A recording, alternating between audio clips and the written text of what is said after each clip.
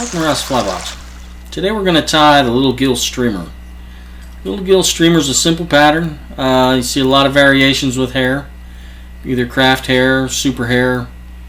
I use super hair, and this is tied a little bit smaller than you'll often see. I found that in open water, the smaller version seems to pull in bass quite a bit better than the larger ones for me. So let's go over how we tie it. I start off with a Gamakatsu size 4 stinger hook and black thread. We're going to start our thread first, and we're going to build a base. Wrap it the length of the shank.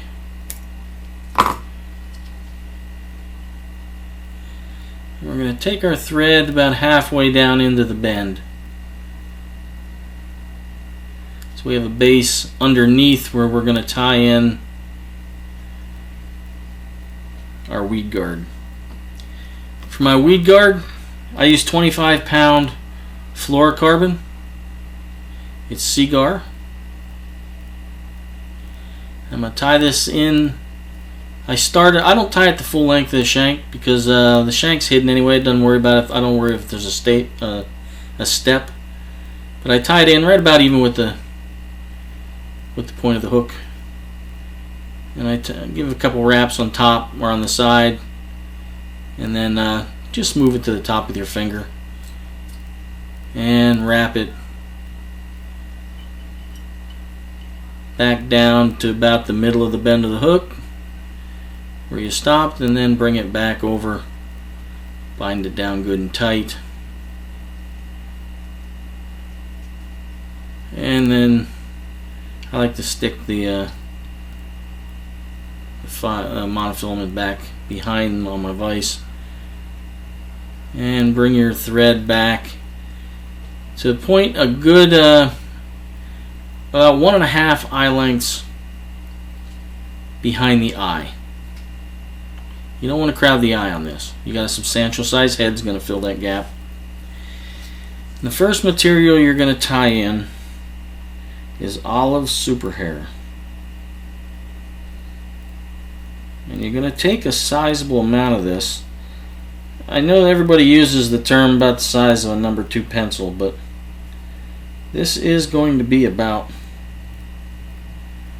that big around without compressing it.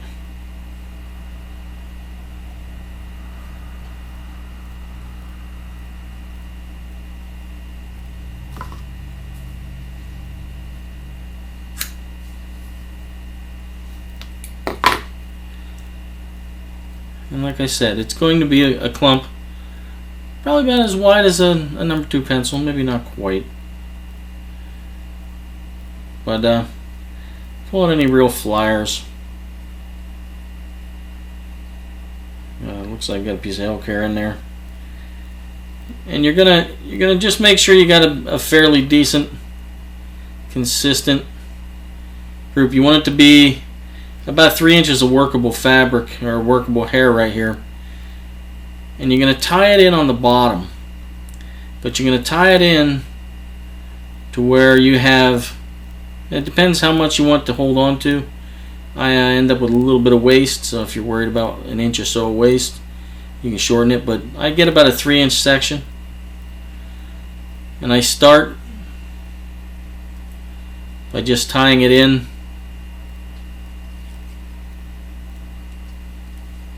with a couple wraps. Oh, hang on, let it slip out of my finger, and I didn't pay attention to my thread. Get my thread back here where I want it.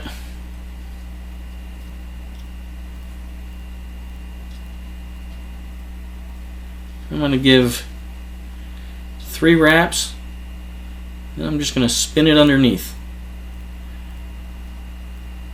Leave it long. And then I'm going to do a couple tight wraps, lift up good and tight.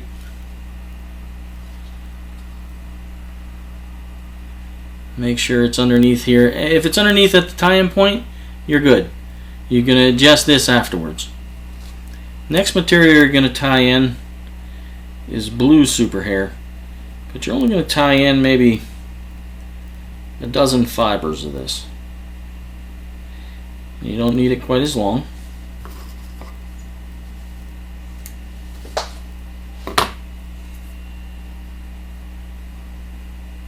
About a dozen fibers.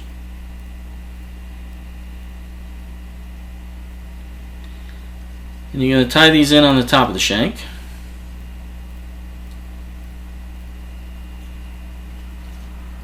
Good pinch wrap. 3 good wraps there.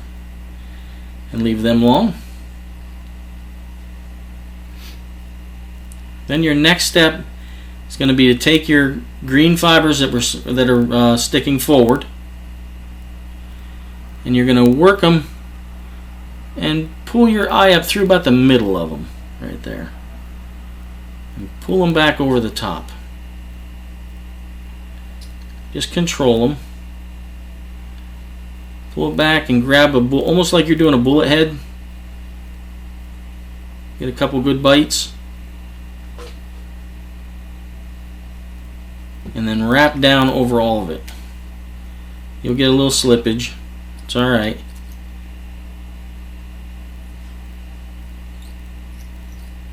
Wrap it down good.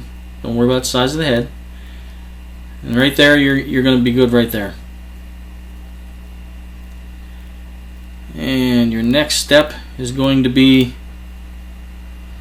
to grab all your fibers, keeping them like you tied them in. And you're going to grab a black and a red marker. I use Copic because I think it's a little more permanent than some of them. And you're going to grab it and pull it a little bit tight so that the fibers don't get away from you when you're marking it up. And I come back and I mark the tail twice the length of the hook. For me on the Regal it works out pretty good. I'm right in front of my keeper, material keeper. So you're going to make a straight vertical about a 3/16 inch stripe.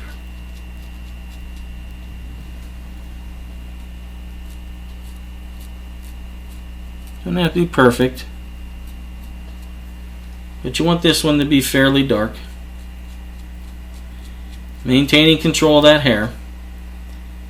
Then you're going to make 3 evenly spaced stripes down the flank, front to back. 1, 2, 3.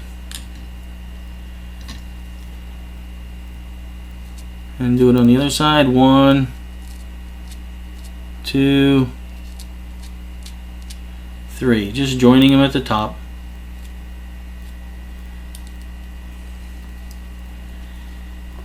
Then you're going to take a red marker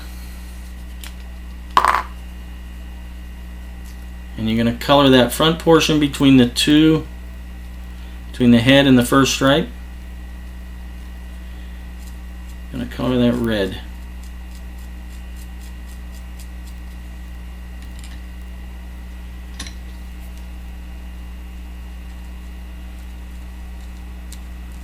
You have to go crazy. It's going to be a little orange, and that's what you want. This red on the green makes it a little bit of a burnt orange. That's the color you're looking for anyway. Then still maintaining it, you're going to come back here to that first vertical slash, and right behind it, you're going to cut it off.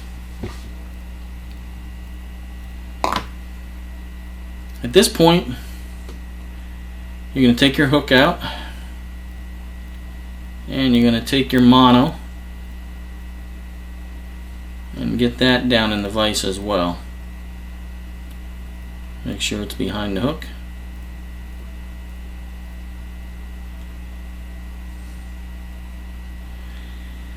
And I like to take my mono for my weed guard, and I'm going to put it up through the eye of the hook. And I'm going to use that to draw it in. I'm going to leave it about a 1/16 of an inch longer than the point of the hook. I'm going to grab it with my thread at the back of the head. Make sure I didn't pull it in. Sometimes I tend to grab up that extra. There. Make sure you got your gap. And then you're going to tie that down. My thread slipped a little bit forward there, so at this point, once you know you have it right, maintaining your grip right here, I like to stick the bodkin in, pull my thread or my fluorocarbon out of the eye, pull it off, and you're going to wrap over it and build your head. Make sure that weed guard gets tied down well, and it's a prominent head, so you just want to build it up so it's even. And when you got it right, bring it to the back.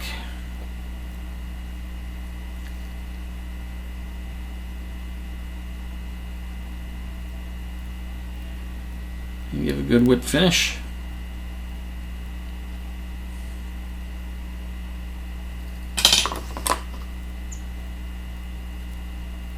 Trim off your excess. And then what I like to use on this fly is Bug Bond.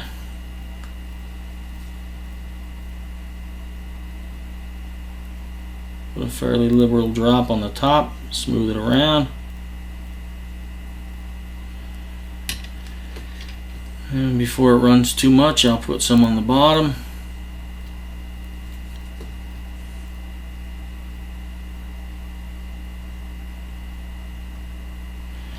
I just use the bottle to move it around a little bit. Make sure I got good coverage. I'm a little light over here.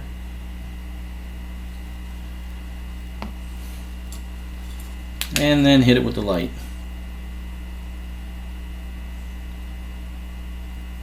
Want a large, shiny head.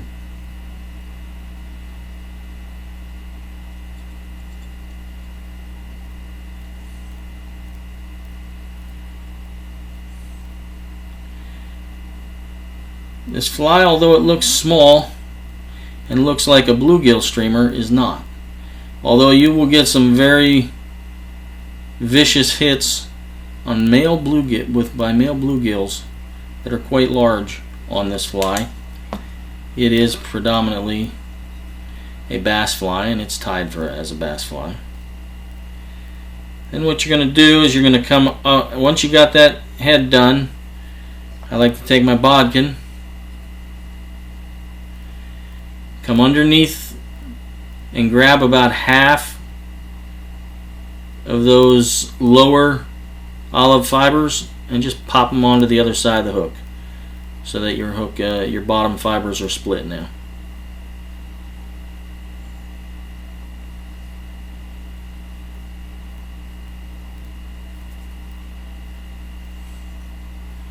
We'll put it back in the vise so you can get a good look at it. Hit it real quick again with the light. It's a heavy head, sometimes it'll take a little bit to cure. And there it is.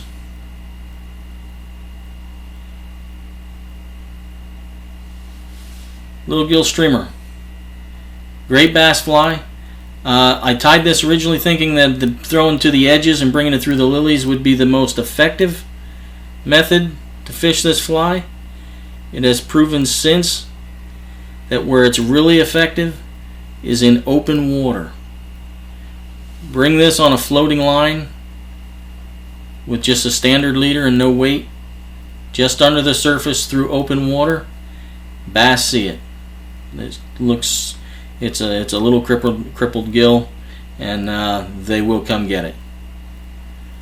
It's been very effective for me the last 2 summers.